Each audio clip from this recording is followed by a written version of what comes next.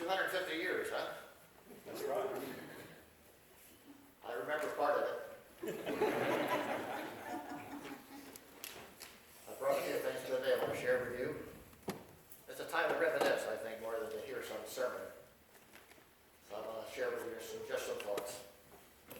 I've been a part of this church for 1/3 of the history of the church. I'm 83, 3 times 83, 249, so I'm getting close. I wasn't here for all of those 83 years. I left here when I was 24, become a Methodist preacher. Was gone for about 40 years and I'm back now for 20 years. Things change. When I look in the mirror now, I can't even imagine myself with hair. I have a tough time buttoning the coat. But things change, and things change in the life of the church. My experience with the church, of the Christian churches that I've been a part of, I've met the finest people that I could ever imagine meeting. Back here growing up in this church, I've learned so much from people. Some lay people make me embarrassed because they teach me more about commitment. They're so committed to the church. They have such a deep love for Jesus Christ. I just marvel at it. Generosity, kindness. I've seen it in real people. I've seen some of the other too. I mean, people are people. And so we have a full variety of people. In Paul's letter to the Philippians, you can't help but sense. If you want to read a book in the Bible, take Philippians. It's a positive letter. He loves that little church there. And when I read that text, I thought, that expresses some of my feeling for Broad Street Church. For the way they nurtured me, for the people that were part of my life growing up, and for the pastors and so forth.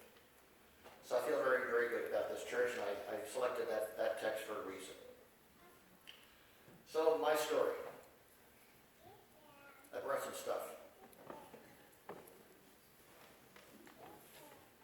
Don't ask me why at 83 years of age you drag this stuff with you all those years. But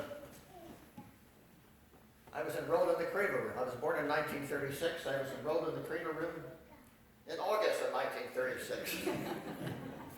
I mean, the Sunday school movement was in full blast. They wanted to pick up people as soon as they could. And this certificate is signed by Reverend Hillman, the pastor, Ed Simon, the superintendent, and Emma Silva. Some of you remember Emma? Then I was moved from the cradle room to the beginning, to the beginners department, signed by Ed Simons and Reverend Evans. Then I got moved from the beginners department to the primary department, that's signed by Ciola Gagler, Ed Simons, and Reverend Evans. I brought these things with me.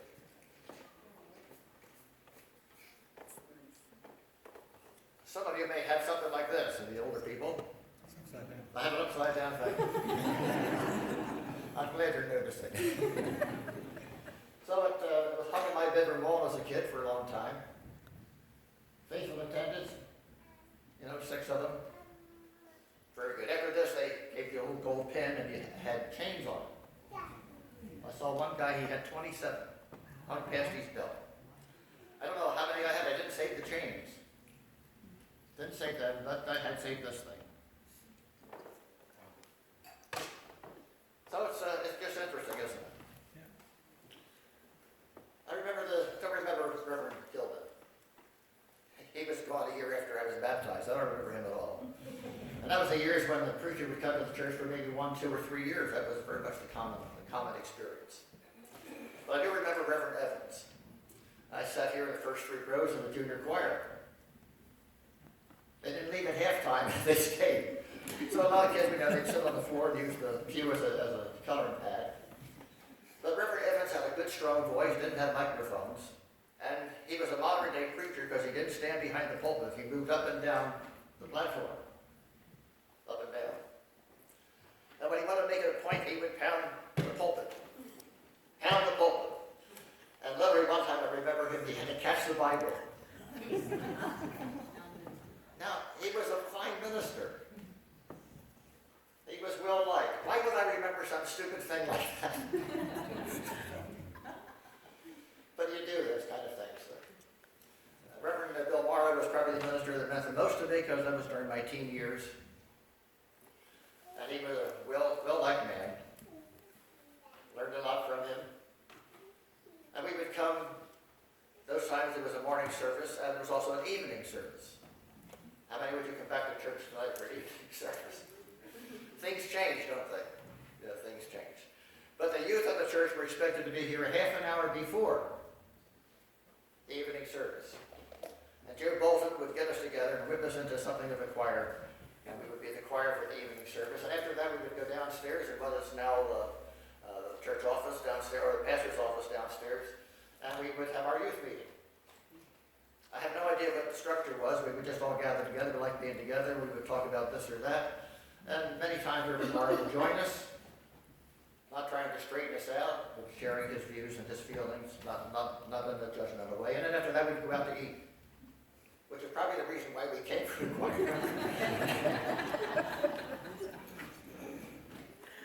One of the great blessings of Broad Street Church, without any doubt whatsoever, has been our organist over the years. Downstairs in the front lobby, there is a plaque that reminds us that the lighted cross on top of the church is given in honor of Fred Cherry. I just about remember it. I was 8 years old when he retired. I think he was followed by Mrs. Johnson. Mrs. Johnson tried her best to teach me how to play the organ. She gave me some piano lessons and then tried to move me to the organ. I got up to the level of Silent Night and the old rugged cross. It wasn't the teacher. It was the problem with it. It was the student. But I do remember her, and I remember she was a great organist. Mrs. Walton was here for a while. And then we were blessed with the unforgettable Mrs. Bradley. Most of you remember Mrs. Bradley, beautiful lady, skilled organist. She wanted to retire. So she retired, and they got an organist to come and try out for the job. Mrs. Bradley sat in the back of the church. I went over and I said, "I miss you already." And she said something like, "He doesn't know how to play my organ."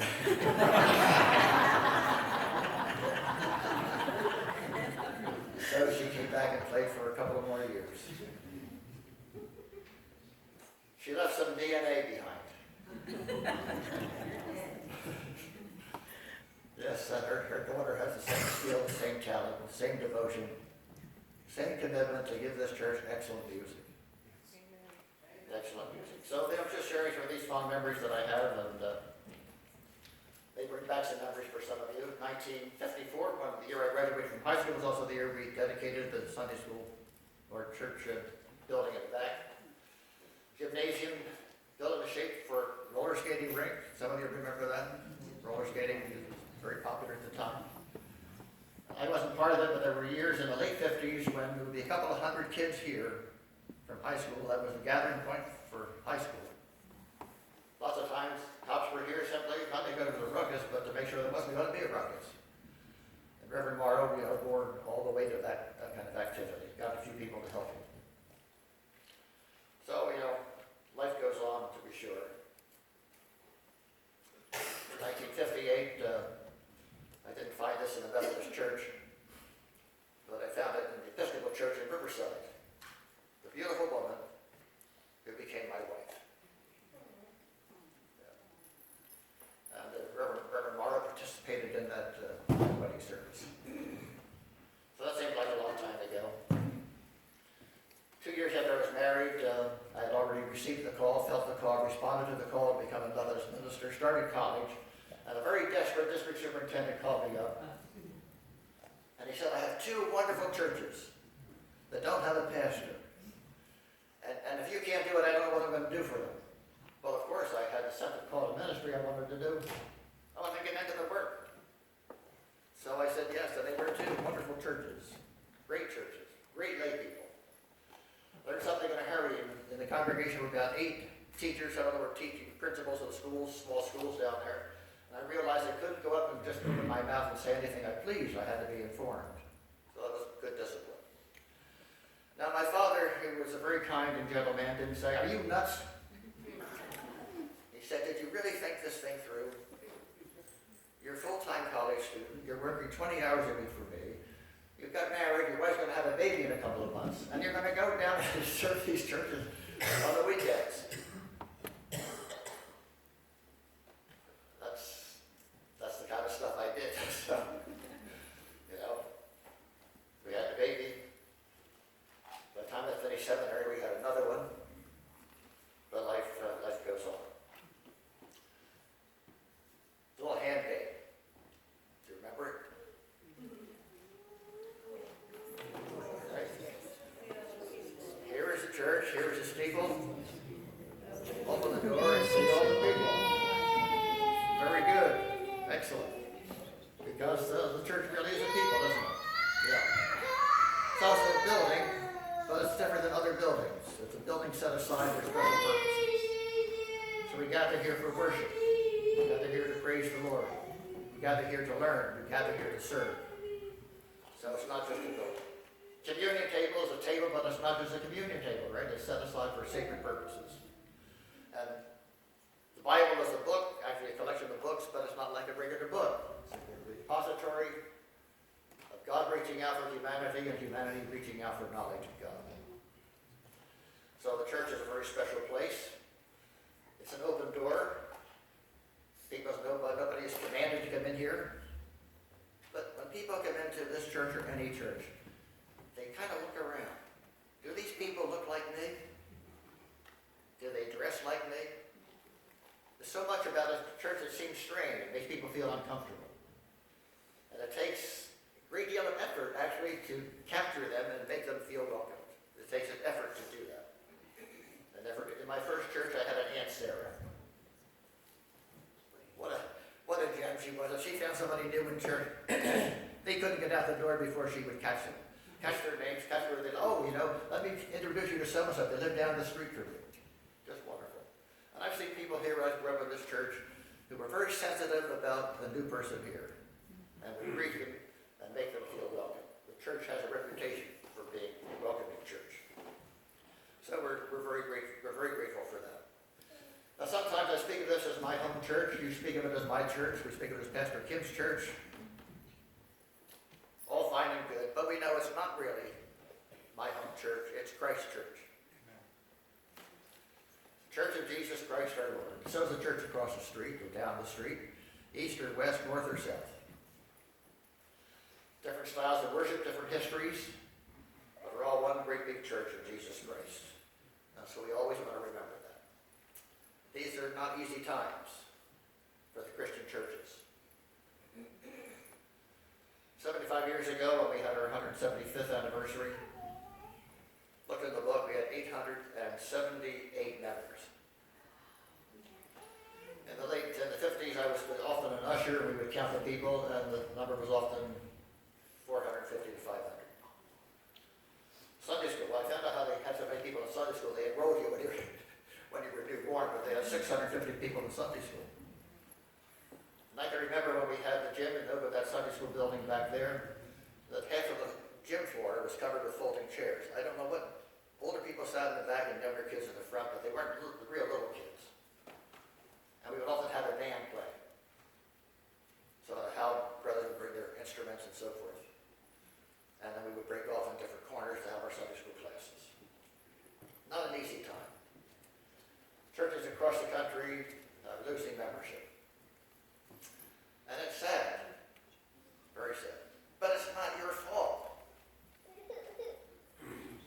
It's a changing culture. People don't feel the need for the church. So somebody says to me, well, why do you feel like you have to go to church all the time? I said, well, to tell you the truth, I have some mental health problems. And they take a half a step away. Oh, you're kidding. I said, I go to church because early in my life, I found that Jesus Christ had value for my life. That in Jesus Christ, I would find lessons and a direction in life that otherwise I wouldn't have. I'm not better than you. I'm not saying that. I'm saying I'm better than I would be without Jesus Christ. not easy times. It's sad, and it's difficult. Do you know number one reason why somebody ends up in a church, a particular church? Because somebody invited them. It's not the color of the church, it's not how handsome the pastor is of the church, it's somebody invited them. Come with me. I'll pick you up Sunday morning, how's that? But it's a tough change. Do you think it's changed? It's tough for us?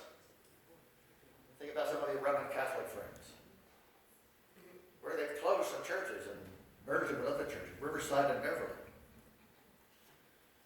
Like Helmus and Columbus, and Roebling, and the Holy Assumption School there got closed.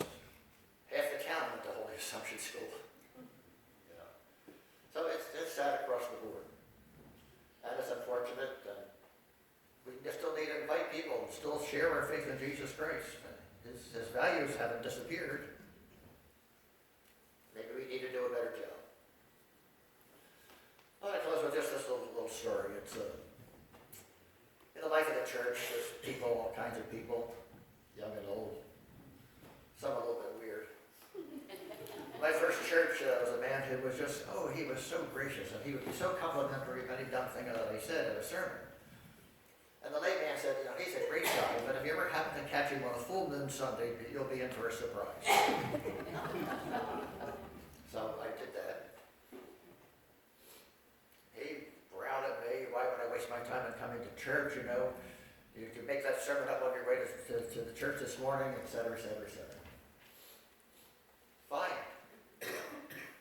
All the other times he was fine, so I accepted that. No problem. That lady in my first church, very faithful in church, I called her on the telephone to ask if she would like to serve on the committee. No, I can't do that. She didn't come to church again. I went to see her. No, I don't like responsibility.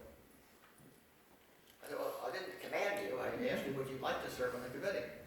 It's not a problem. It's really not a problem. She never came back to church. About 5 years later, I did her funeral service. Just strange things happen. I had people become disgruntled. I don't fit in here.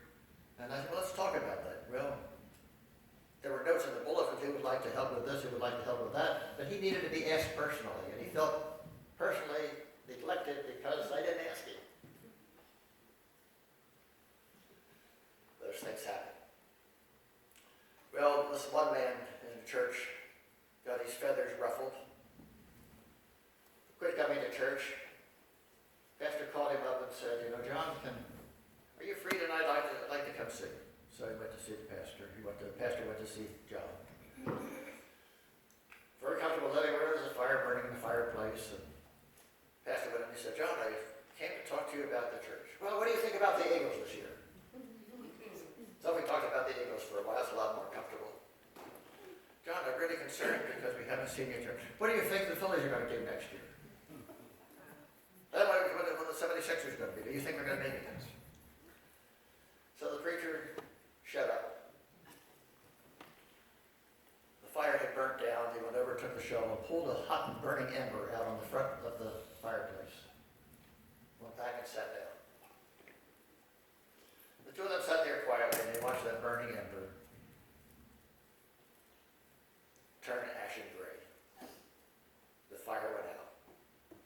Not part of the family back in the fireplace. The pastor got up, put his coat on, turned to John and said, that's what I'm afraid of, John. John slowly got up, walked to the door. Pastor, I think I'll see you someday. We need the church.